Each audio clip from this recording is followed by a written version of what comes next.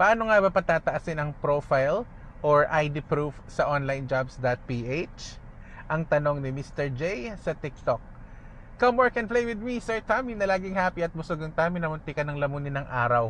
Okay, so paano nga ba patataasin? So, ang ID proof score kasi sa onlinejobs.ph ay pagpapatunay na you're a person, na ikaw ay hindi dummy account or scammer. So, tumataas naman ang ID proof na ito, syempre to be more eligible to apply for more jobs.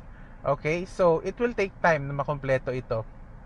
Number 1, syempre, mag-fill out ka ng mga forms sa site mismo. So, meron silang ipapa-fill out sa'yo, syempre for personal information, ganyan. And then, number 2, kasi magte-take ka ng assessments. Nandyan yung IQ test, English test, parang personality test, nandyan din yan. At saka, mga skills in Microsoft Office. Mayroon din mga ganyan. Then number 3, mag-upload ka ng mga government IDs na valid. Syempre, nandyan yung UMID ID, driver's license, PRC, passport, SSS, PhilHealth, mga ganyan. Pag-ibig, TIN, at marami pang iba. National ID, yan. And then, mag-upload ka ng selfie kasama yung in-upload mong picture. Okay? Importante yon.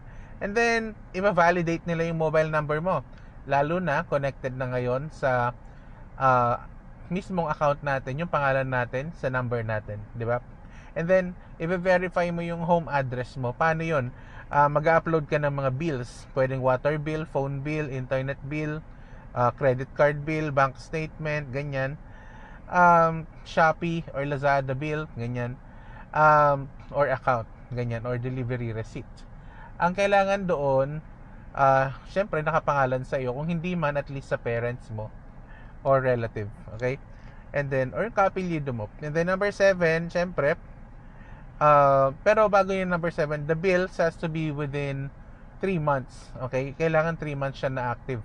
And then, lastly, number 7, mag-aantay ka ng approval, syempre.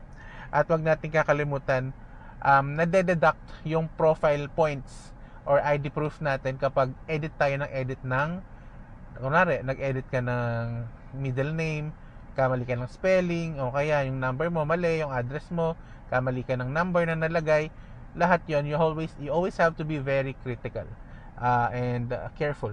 Okay? Thank you. Bye-bye.